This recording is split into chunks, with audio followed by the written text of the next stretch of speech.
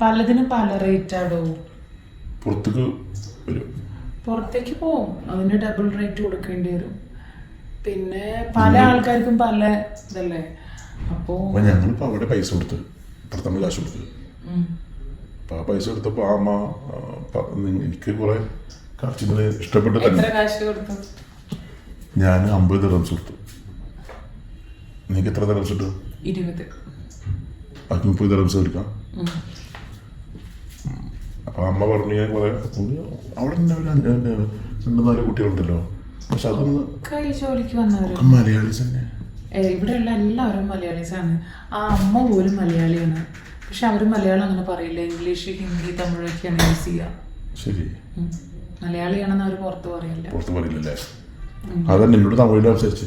തമിഴിലാണ് അവർ മെയിനായിട്ട് സംസാരിക്കുക. പിന്നെ ഹിന്ദി ഓരോ കസ്റ്റമേഴ്സിനനുസരിച്ചിട്ട് സംസാരിക്കും. നിങ്ങൾക്ക് ഇവിടെ നിന്ന് രക്ഷപ്പെടണമെന്നില്ല. അപ്പോൾ എന്തിനാണ് ഈ ഇങ്ങനത്തെ ഒരു ജോലി? എന്തെങ്കിലും വേറെ വല്ല ജോലി നോക്കൂടെ? ആർക്ക് വേണ്ടിയിട്ടാ? എനിക്ക് ആരോ ഉള്ളത്? എൻ്റെ ഭർത്താവ് തന്നെയാണ് ഈ ഒരു വഴിയിലോട്ട് നയിച്ചു വിട്ടത്. പിന്നെ കുട്ടിയില്ല, ജീവിതമില്ല, ഇങ്ങനെ അങ്ങ് പോട്ടേനെ.